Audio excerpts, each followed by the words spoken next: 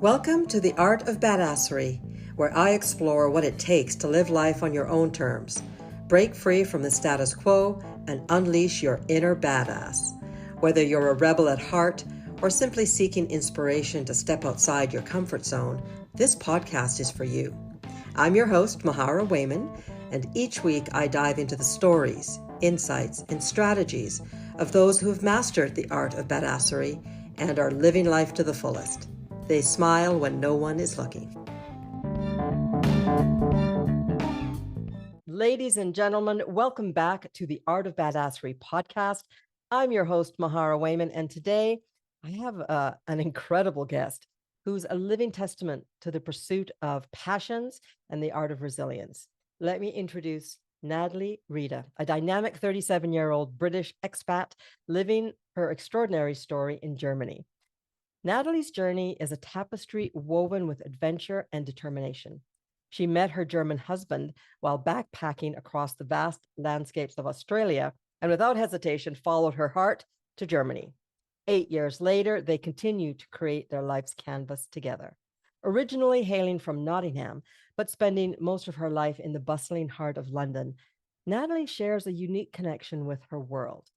Growing up alongside her identical twin sister, they added a touch of mischief to their days, playing tricks on unsuspecting schoolmates. Can you just picture that? From a young age, though, Natalie dreamt of becoming a renowned writer, and her passion for the written word remains as vibrant as ever today. In her current role as an English teacher at a private school in Germany, Natalie's love for language shines through. However, this year, her journey took an exciting turn when she established her own business. She's now a clinical hypnotherapist and a transformational life coach, helping others unlock their inner potential and achieve their dreams. And as if that wasn't impressive enough, Natalie manages all of this while being a devoted mother to a lively toddler and caring for a newborn. Her sanctuary is often the local park, where she finds solace amidst the chaos of life. Her favorite pastimes include walking, yoga, and getting lost in a good book. And let's not forget her artistic side. She's a connoisseur of adult coloring books, proving that she finds time for self-expression even when life is a whirlwind. Natalie's story is really a beautiful testament to the art of balancing dreams, family, and self-discovery. Join us today as we explore her journey, her newfound role as a hypnotherapist and life coach, and her secrets to living a badass life.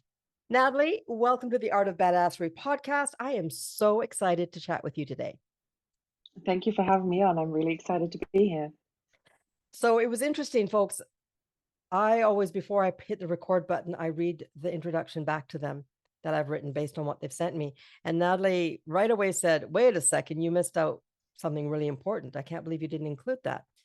And we realized that I did forget to include something very important. So I'm wondering if we can go back, Natalie, to where your transformation started, because it's a pretty big deal. Yeah, so I'm a stage 4 cancer survivor, and my cancer journey started in December 2017. I'd actually just started my role at the school. I got my dream job as an English teacher at a private school in Germany. I was so excited. So I started in the new year in September. And before then, I'd been feeling a little bit down, a little bit off. But nothing really specific. I went for a checkup, and the doctor was like, we'll send you for a colonoscopy because I had noticed some blood in my stool every now and then. But she was like, it's probably polyps. You're young, you're healthy, everything's fine. I went for a colonoscopy, and in December 2017, I got pulled into this room. My husband, well, he was my fiance at the time, and the doctor started talking in German. Now, I had been learning German, but I was by no means fluent, and I heard the word Krebs, and I knew that it meant cancer, but I couldn't really process that. I was like, what do you mean? And it's only really by looking at Conrad's face and seeing his reaction that I realized, like, oh, like this is not good. And that was like right before Christmas, before my birthday, and 4 months before our wedding. Oh. So yeah, it was devastating. I mean, to anybody when you get some really, really bad news, it's like the world just stands still and all the sound just seems to leach out of the room and you just feel like you're in this vacuum, and it's terrifying because you feel so alone. And so then we had this conversation of, do you even want to marry me still? Which he did. He said, we're going to be exchanging vows for better, for worse, in sickness and in health. Unfortunately, the bad health came before the vows. So yeah, that's kind of when everything started. And I wouldn't say that I changed so much. I put my life on hold. I really just kept thinking, I don't know how to process what's happening. So I shut it down. I pushed all my emotions down, as you do as a typical Brit, stiff upper lip. We're not taught to process our emotions. Nobody wants to see you cry. People have it worse than you do. So that's what I did. I pushed all of those emotions down and I pretended that I was fine when I clearly really wasn't. And I had surgery and chemotherapy. And interestingly enough, because I didn't lose my hair, um, I felt like an imposter because I didn't look like the typical cancer patient. And I definitely had a lot of experiences with other people, asking me if I was even really sick. So you could imagine, like, there was a lot. There was a lot. And 6 months after I'd finished chemo and everything, I had surgery to remove the temporary ileostomy that I had. And due to complications from surgery and a one in a million reaction to a painkiller I was taking that completely destroyed my immune system, I had a septic abscess and no white blood cells. Like, I had nothing to fight off the infection. So I had emergency surgery and woke up quarantined in a room alone.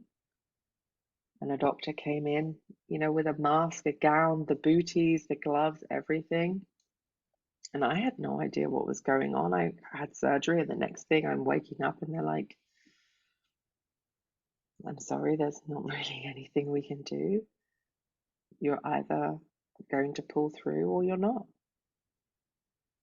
And that was a really, really traumatic time. I mean, worse than the cancer, just being told out of the blue, you're probably going to die and we can make you comfortable. Like, I had just got married, I'd just gotten through cancer and through chemo, and there I was being told I might die from a one in a million reaction to a painkiller. Like, what is that? Okay, so I'm just gonna I want to just send you a big hug and Thank you. oh my God comment. But what really is coming to my mind is, was there at any point when you went, okay, this is a joke? I'm looking like, Yeah. when's What's the Conrad punchline? come in and say, here's the punchline? Because all I can think is this is unreal. And Yeah. how do you navigate such a unreal circumstance? To your point, we have all heard the word cancer. We all know people and maybe have experienced some level of it very close to our family. So it's become quite a common thing. Oh my God, did you know so and so has been diagnosed with a cancer? Mm-hmm. No, that this idea of, oh my God, did you know that she got the 1 in a million lottery ticket? It's so unheard Yeah. of. So what was going through your mind? I honestly, at the moment when I was told like that was what happened, I just can't believe it. I mean, I felt like I had come through the cancer, which actually in hindsight I really hadn't, because I had pushed my emotions down, but I had deferred everything thinking, oh, once I finish chemo, I'm going to feel better. Like, once I finish this, I'll get better. And then all of a sudden, something completely out of the blue took me out. And I mean, I was hallucinating as well because I had a raging temperature. And I really had this whole, it's so unfair. This is so unfair. And then there was this little voice was like, maybe this is it. Like, maybe you're not meant to still be here. Like somebody's trying to take you out. Um, and it was just such an odd moment because I hallucinated so much of the time, and then I had these lucid moments, and um, yeah, like my mum was the sole carer of my granddad who was dying from cancer at the time. My twin sister was living in China. So she flew over in case I needed bone marrow or anything. I don't know. It was a really the craziest time to go from thinking I've beat cancer to this is it, I'm going to die. I mean, I had literally just got married in the April, and there it is in June. I'm on my deathbed. And it How just felt like a really sick joke. Yeah, of course it did. How long were you on your deathbed? Was this just So a I couple of days? hovered between life and death for over a month. And so you can imagine I lost a ton of weight. I had bed sores. Um, so, I mean, I was cut from like here to here, and then they had to leave it open and come out and like clean it and everything. I had a catheter. Like I couldn't walk. I couldn't get out of bed. I couldn't do anything. Um, because I mean, the doctor's like, we can make you comfortable. We can give you painkillers, which of course just made it worse with like the hallucinations. I really lost touch with a lot of like reality. Just sitting in a room. This is like where my love of the coloring books came, because that's where I found peace. It's really, I could just zone out. And obviously I realize now it's like an act of meditation and of mindfulness, just to zone out and choose the color and just to watch the pencils go through the lines and everything, and particularly like mandalas and stuff. Like you just get so absorbed. Um, and I took a turn for the worse, and I planned my funeral.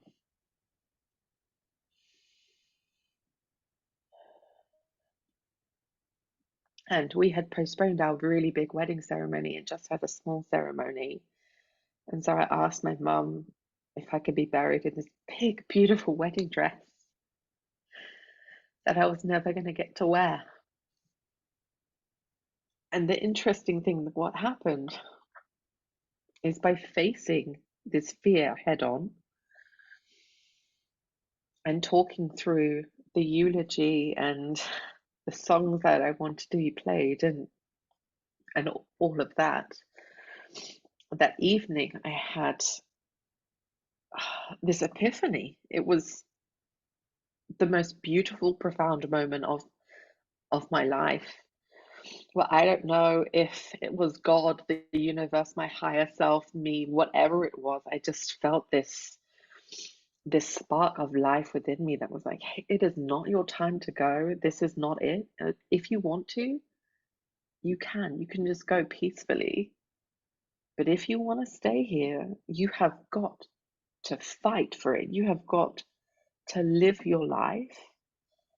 Uh, and so the next day when I woke up, the doctor came into my room, and I had like loads of people coming in the room because, I was an anomaly. I had this one in a million reaction. I had an identical twin sister who's perfectly healthy, and there's me, like, lying there. So it was a very interesting case. And the doctor walked in the room, and I remember saying to him, right, I've decided I'm going to live. And I'm going to America in, I think it was like 8 weeks or something, for um, a trip with my then husband. And the doctor was like, I don't think you understand like the severity of what's going on. I was like, no, no, no, I've decided I'm I, going to live.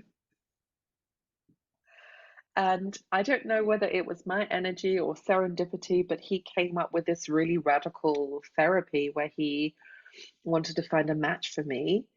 Um, to use somebody else's white blood cells to stimulate the growth of my own. And it turns out my newlywed husband was a perfect match for me, and it worked. It was amazing, and it was not an overnight miracle, but it started this process where they could wean me off the painkillers. And I mean, the doctor thought there was something wrong with me. He sent a therapist to see me because he was like, she's lost it. She's, you know, she's gone. Um, but actually having this epiphany and this mindset, this complete shift was radical for me. And, you know, I had to learn how to walk again. I had to have physical therapy. I had a wheelchair. And then I graduated from like walking to the door to walking down the corridor to walking to the garden. And that's kind of where my love of walking came from as well. Because for me, that represents utter freedom. And I suddenly appreciated my entire body and my life and the beauty of nature and everything. I saw things so clearly. It's like this fog had lifted, and I realized how beautiful and precious life really is. And so, not that I recommend getting cancer or almost dying for anybody, and it's kind of a sad state of affairs that a lot of us have to have something traumatic happen to have this moment, but I am forever grateful because from that moment on, I became a completely different version of myself, and I just love my entire life and my entire being with every fiber of my being. I just love everything about my life. I just love it. Oh my goodness, what a story. So can I just say, and I'm sure lots of people have said this to you, but I want to say it too. I'm so glad that you stepped up and you made that choice because the world obviously needed you then and continues to need you now. Because I truly believe that we are all here for a reason. I want to ask though, when you look back, can you Mhm. see, were there any other times in your life where you were getting the signal to slow down and you ignored it? Because Oh, what yeah. you just described was okay, it's almost as if the universe was like, Jesus, we've been telling her to slow down for 25 years, and Mhm. she's gonna listen to this one, right? She won't have Yeah. a choice but to listen this time. So you can see that now in Yeah. retrospect. Oh, for sure. Definitely. I mean, I would say that I was a massive workaholic, massive workaholic. I derived a lot of self-worth from achieving things, doing things, but also being everything to everybody. But I was like a work hard, play hard kind of a girl as well. I mean, I would go out like drinking Thursday, Friday, Saturday, Sunday, I'm like, I was on all the time. And it was just too much. And like, I would throw myself into things like at the deep end, not realizing that I was drowning. Mm. And it's the same like I got this job and I had worked and I had hustled to get that job. And, I had digestive issues. Like, even when I was at university, I had endoscopies and everything, and they never found anything. And, like, I can say now at 37, with all the experiences that I've had, like, there were definitely signals that I needed to slow down, but also that I needed to process my emotions because, I mean, a lot of it, I mean, maybe it is a British thing, but we really taught, like, stop crying. It's bad to feel these negative emotions. Nobody wants to see that. Stiff upper lip. You're okay. Keep going. Brush yourself off. And so when you're used to that, you don't know how to process what you're going through. You've got no emotional resilience. So then when something like cancer comes, like you don't know what to do with it. You don't have any strategies or coping methods or anything. You bury it down. You're just pushing it down and you get so used to holding this space, you're not realizing you're blocking your energy. Like, and I do fully believe that we hold a lot of toxic energy by holding on to all of this trauma and memories and every bad thing that's ever happened to you.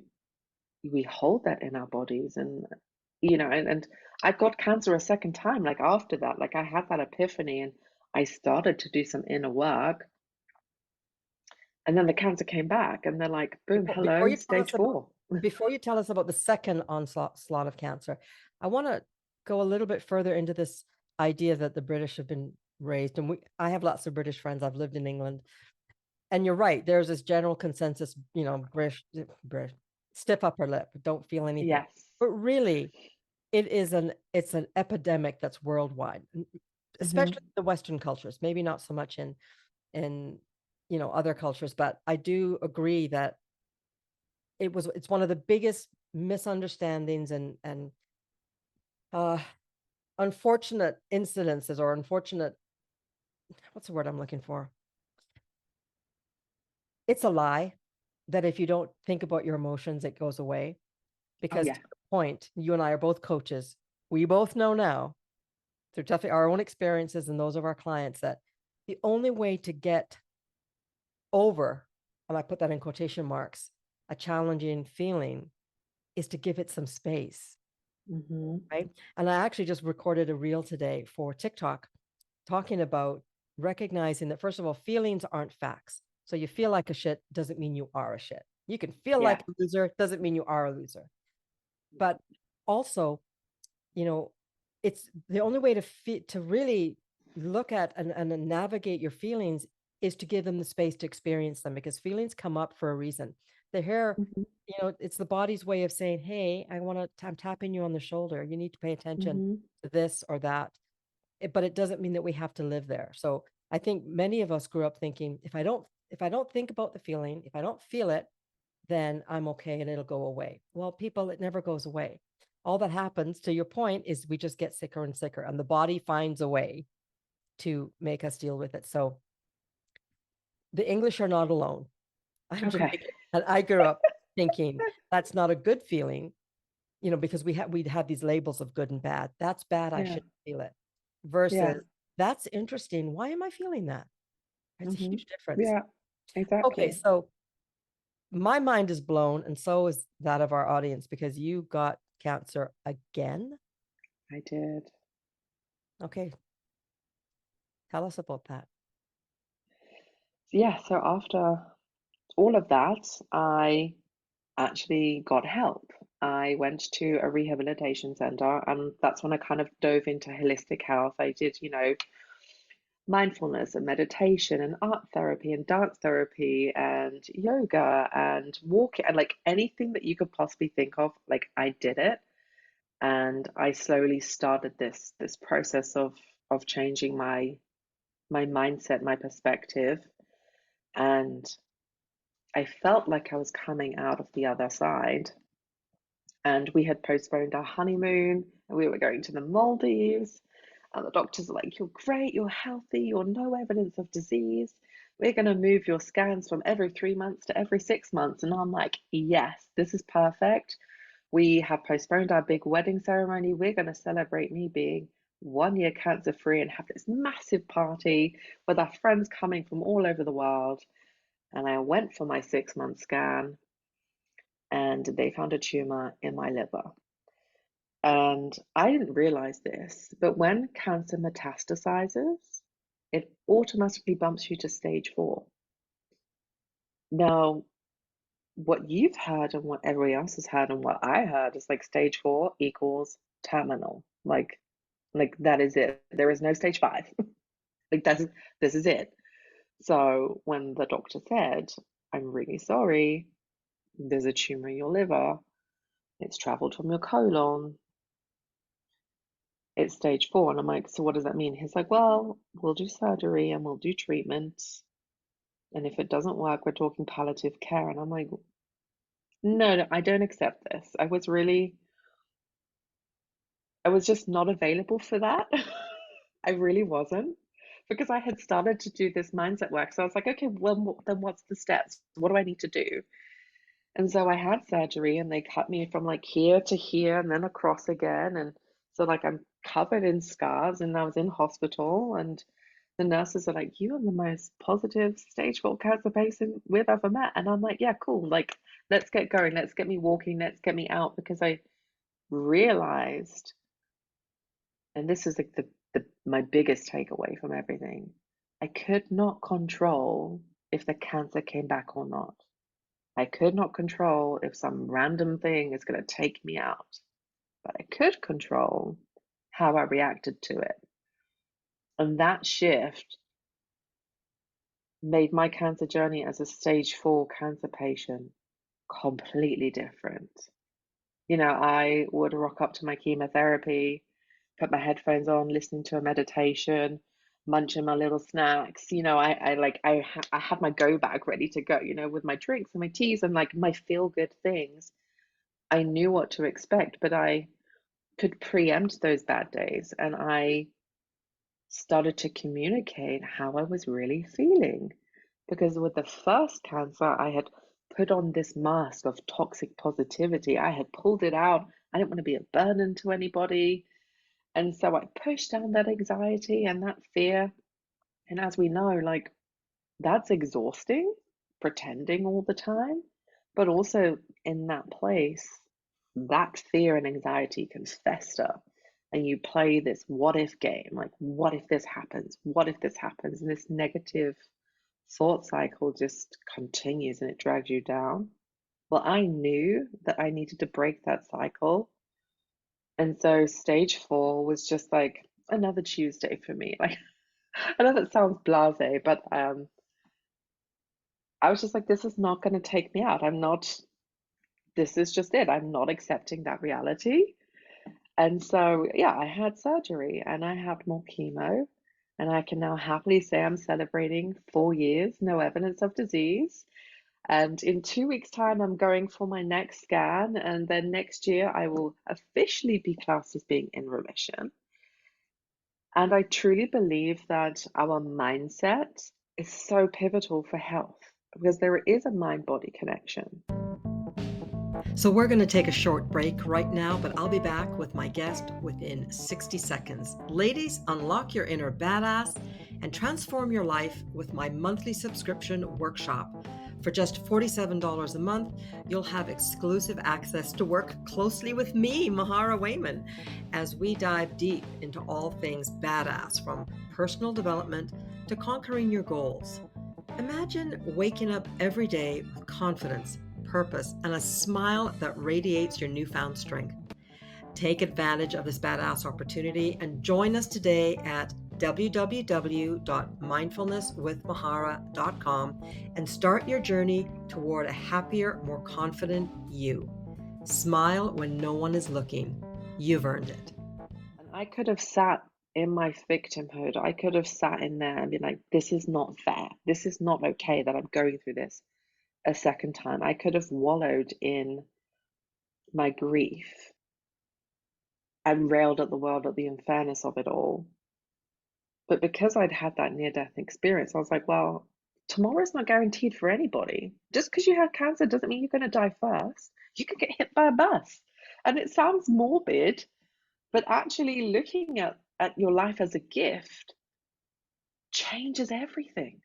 Because most of us, we go through everything and just like, it's just life. You know what, it's not morbid. And I think it's powerful that you're able to speak about it this way. And to your point, I mean, it sounds cliche, and I know, and I don't mean, and I know you don't mean to negate anybody's fear when they are going Hmm. through either a terminal diagnosis or just a really traumatic experience. But when we can fully embrace and understand that we are, number one, spiritual beings having a human existence, but we always have a choice. We can choose to, I don't want to say give in, but we can choose to accept the limitations that are put on us by the outside world, by the Hmm. authorities, by the medical profession, for example, or Yeah. question. Hmm. And it sounds like you obviously were forced to question again, but you had that realization that there are things I can't control, but there are things I can control.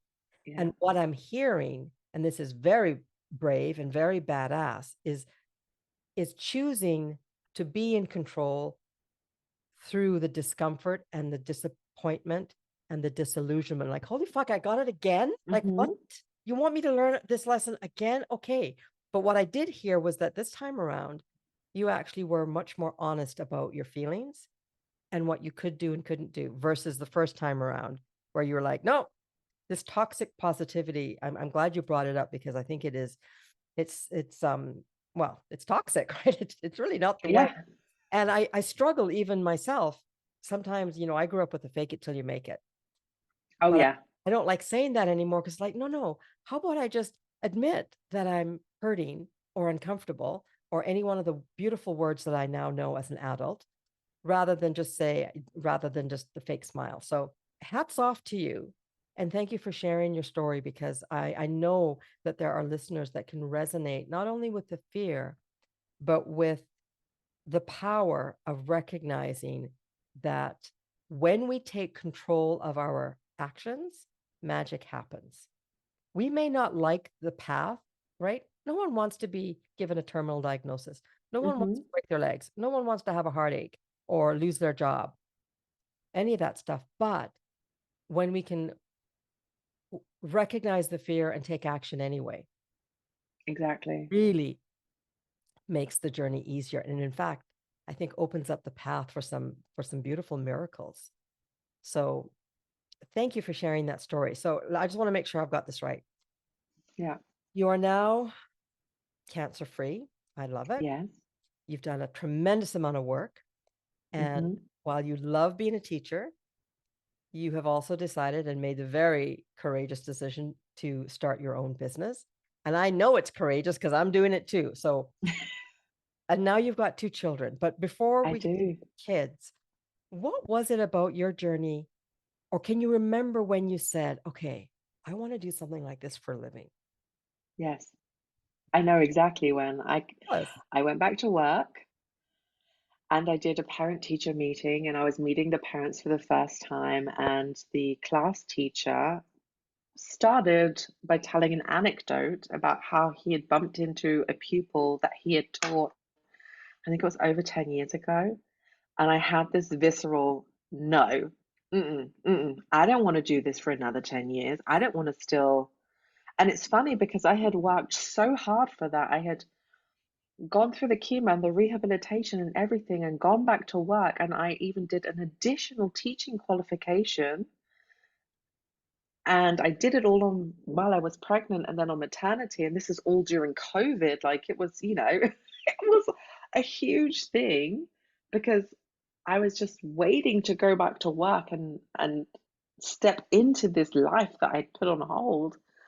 And then I got back and this visceral, this is not it. And it was so weird because I didn't know what I wanted to do. I just knew it was not that.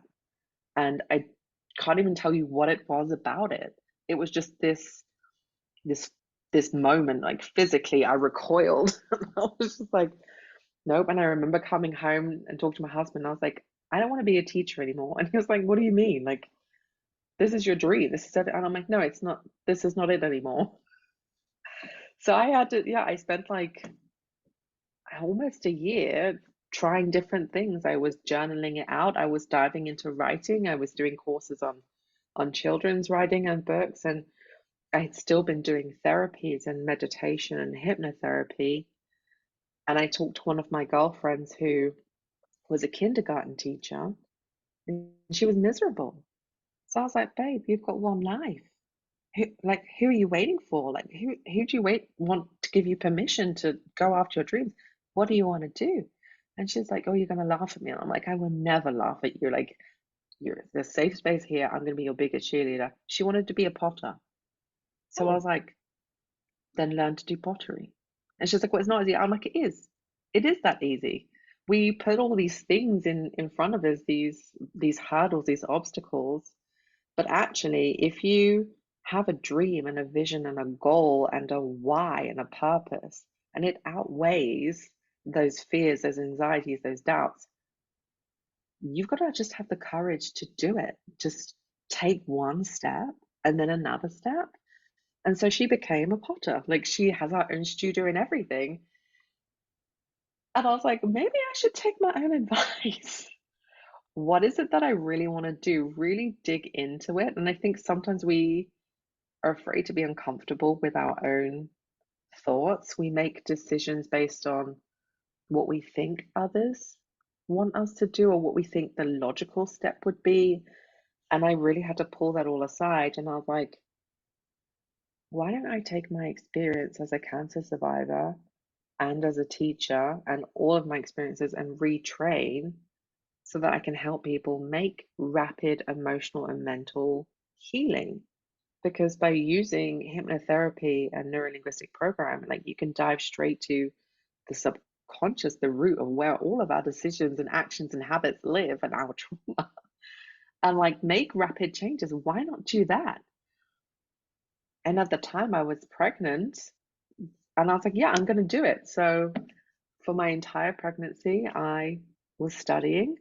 And even the day after I gave birth, I was online doing one of my courses because I have this passion and this spark, and I'm living a life that is so abundant and joyful. And I feel like this is what I was meant to be doing. Not that I wish I had cancer, but I'm taking that experience and I am helping others navigate their own journeys with authenticity and positivity and being like, hey, it's hard and it's okay that it's hard. But if like you want help to get out of it, let me help you. Let me walk beside you. And yeah, stepping into this new role is just magical. It really is. Those of you that aren't watching the video, go to YouTube and watch the video because her energy, first of all, it was always beautiful, but when she just now, it was through the roof. And it's really lovely to see. And Natalie, I can appreciate what you're saying because, I have a very similar experience. Bottom line is when we are brave enough to sit Hmm. with the discomfort of being a human being, magic can happen. And if you need help with that, then there are people around you to help. You are not alone on your journey. Natalie wasn't alone. I'm not alone, and you're not alone. So just a little plug for coaching and therapy, and what there's lots of modalities that work. But what I think is really special about your story, Natalie, is that you faced the fear anyway, Hmm. because you came to a point where you're like, I can't pretend. You can't pretend when you're in a hospital and you're all cut up and open, and they're like, plan your funeral. There's no pretending anymore. And I think it's incredibly courageous of you to have stepped up to your greatness. One of the things I talk about a lot with my clients and just in general is we are not here by accident. And every single person on this earth has a story and has a purpose. And do not be afraid to explore what your purpose is. If and it's okay to change your mind, right? Because it just blows my mind that we expect kids 16 and 17, what do you want to be when you grow up? And then we're Yeah. like, let's go to school for 6 years and spend $100,000 on an education. And so many of them change their minds or like, I don't even want to do this. But Hmm. all these reasons that we know, we get trapped into pretending to be something that we're not. So part of my work is helping clients to understand, being badass is just being yourself. And if yourself Yeah. wants to stay home and eat chocolate and listen to Dave Matthews all the time, go for it. You may not want to live like that forever, but it's okay to acknowledge what it is that you really want out of life. So I want to move forward a little bit. You've got two children. I do. Congratulations. It's the Thank best you. job ever being a mom. My children are all grown, 20 and 25. I'm curious though, as you sit in this place of joy and gratitude and happiness and just excitement and a lightness for your life, and you look at your two children, what's the number one thing that you want to teach them? Oh, that is a good question. For me, it is, I want to teach them emotional resilience. I really want to teach them that it is okay to feel your feelings. And, I am a coach and I am trained, but God, I catch myself sometimes repeating that same generational like things that you get taught, right? Like my son would cry and I'm like, you're fine, get up, you're okay. And I'm like, actually, it's okay. He's in the terrible twos and he's having tantrums. And I sit with him, I'm like, it's okay if you're angry. It is okay for being frustrated. It's not okay for you to throw things at your sister, but it's okay. And I acknowledge his feelings and I give him a space to feel those emotions because, I mean, this poor little guy, he's like in this chaos, right? And I have to be the calm in the storm. God, it is difficult sometimes. Like being a mom is probably the hardest job out there for sure. But I want my children to grow up in a world where they know that, like, there are no good feelings and there are no bad feelings. Feelings are just feelings. And the thing that we know the most is like our feelings, and our thoughts create our feelings, and our feelings create our behaviors, right? So, like, I need to model the best behavior that I can for my children to give them a leg up, because it's guaranteed they're going to face struggles and challenges and setbacks and obstacles, because that is the human experience, right? Nobody gets out of life unscathed. There's going to be something, and I don't want them to have to experience something as traumatic as almost dying or cancer to be able to, like, process their emotions. And I feel like connecting with that will allow them to be true to themselves. They're not going to allow any outside forces to convince them that they need to be this, or they need to do this, or feel this feeling, because they're going to know who they are. I felt lost for a really long period of time. And now I'm like, this is who I am. And I know that I'm too much for some people. I know that. I know that, you know, I'm a little bit too woo for some people. They think I'm like barefoot, crystal hugging, tree hugging person, or whatever. And I know that it's too much for people, but I do feel like I have manifested my dream life, and it doesn't matter to me what other people think anymore, because I love myself and I want my kids to love themselves. They don't need me to tell them how amazing they are. They need to know it. And how can they know it if I'm not like, oh my God, isn't that amazing? I don't know if I Emotional. answered your question. You know, like this, but it really brought up something else. So first of all, I love that answer for what you want for your children, and I applaud you for that. What it made me think of though was, as a parent and as a member of society, not only do we want to instill emotional intelligence with our children and with ourselves, but I think one of the things that I've seen missing is we have become, for the most part, incredibly lazy with language. And when I got turned on to Susan David and her work on emotional intelligence, I really resonated with this conversation that was, yes, but what are you really feeling? Because and Hmm. I remember saying it to my kids, and they would get so mad at me, like they'd be pissed, they'd be angry, and they're like, "I'm so upset, mom." I'm like, "Really? Why are you upset?" "I'm just upset." "No, no, no. You got to listen. There are probably 25 words in the English language that you can use. You're 15. Let's choose a better word." And they're like, "Okay, who are you, and why are you speaking to me like this?" But I wanted them to get really clear on what it was. Are you Yes. embarrassed? Are you tired? Are you, all of these long list of things Hmm. that all fall under the umbrella of upset. But let's get very clear on what you're feeling. And it's part of this emotional intelligence conundrum that if we don't have the words, how can we express it? And as a Hmm. parent, I remember thinking when my children were very little, like, oh my God, if you could just talk, if you could just tell me what's wrong with you, then I could fix it.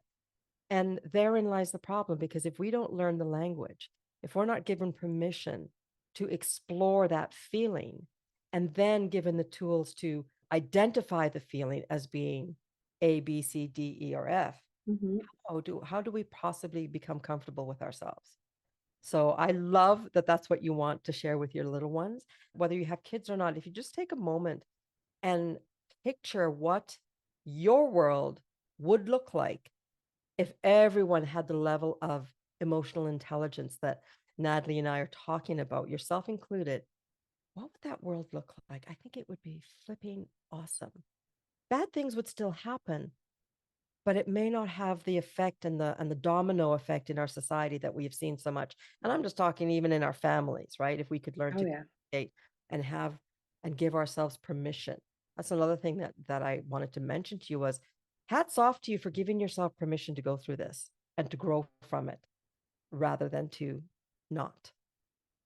Definitely. And I think we all need to experience and practice like self-compassion as well, because I mean, you know, just because I am a coach doesn't mean that I don't have bad days or I have bad feelings. Even yesterday I had a little bit of a breakdown, but actually I needed that breakdown to be able to break through. I think I had been pushing so hard with being a mum and doing my business and doing all these things that I hadn't just allowed myself to be like, and that's what happened yesterday. I was on a call with some of my girlfriends, and I just started to cry, and I can't tell you like what set it off, but I needed that release. And I think sometimes we have to remind ourselves that we also need to prioritize our own self-care and self-compassion. And I had this, again, this inner voice which always comes from your childhood, doesn't it? It's that if you're not doing something, you're lazy. And actually just being is so powerful. And that's one of the reasons why I like the coloring book, because it gave me that peace. But now I'm learning to like be a little bit more strategic with my mindfulness and be like, I don't actually need to do anything to just be for a moment, whatever that looks like. And I think that that is also something that we can learn throughout our day. And this is what I try and teach my children, and I tell anybody really, like, when was the last time you took a few deep breaths? Like, seriously, when did you last just breathe and be? So beautiful. Oh my goodness, so much wisdom in your story, and I'm so thankful that we connected and that I want to thank you again for sharing your story with us. What are three things that you'd like to share or leave with our listeners? Three little tips that you've learned to help you either be mindful, to be present, to be calm, to be happy. Okay, so my top tip is, if you are really feeling down, I mean, it doesn't matter like how bad that feeling is, move your body, because if you change your physiology, it changes your mood. So whether that is going out for a walk in nature or whacking on some tunes and dancing around your house, whatever it is, but you'll find if you move your body and change your energy, it changes your mood instantly. Because we cannot feel two things at once. Like, we're either happy or we're sad at that particular time, whatever that is. And so allowing yourself just to move your body changes your mood. The second thing is breathing. One of my favorite breathing techniques, we call it the chill seeker breathing. You literally just inhale through your nose, hold your breath for the mental count of 3, and then exhale through the mouth for the mental count of 5. And when you do that, your whole body relaxes. You're getting oxygen in your body, which, hey, you need that to live, right? It's amazing how when we're tense, we breathe so shallowly. And by actually breathing and just connecting in that moment and allowing yourself to relax, you can end up being more productive and more creative. And it improves your sleep as well, and just gives you this little, I call them pockets of peace. It's just this moment where I can just relax. So that is my second tip. And my third thing, I love, love, love, love, love, love affirmations and ask-formations. Um, so I start my morning by saying, I'm happy, healthy, and wealthy. I'm radiant and I glow. Um, I think I am glowing. Um, but I also use ask formations where I'm like, why am I so happy? Why am I so healthy? And that changes it slightly, because then my brain is like, oh, how do we make that happen? So I use them both interchangeably. And by starting my day, like literally, I open my eyes. Before I do anything, I say my affirmations and ask affirmations, and it just kind of sets up my day. So, yeah, I think that that's really my top three things. I love them. I'm just going to repeat them real quick for you guys. Number 1, move. Number 2, breathe. Number 3, affirm and ask. Oh, yeah. I love it. Natalie, thank you so much for this conversation. Guys, check the show notes. I want you to be able to connect with her and see all of the amazing work that she's doing. My name is Mahara. Thank you for joining us on today's episode, and I'll see you next week on The Art of Badassery. I think we can all agree Natalie is badass. Have a great week, everyone.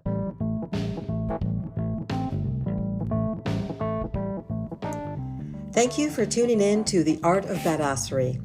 I hope you enjoyed today's episode and gained valuable insights to help unleash your inner badass. If you found this podcast helpful, please leave a rating or review on your favorite platform. Your feedback not only helps me improve the show, but it also helps others like yourself discover the podcast. Until next time, keep embracing your authenticity and living life on your terms. Here's to you.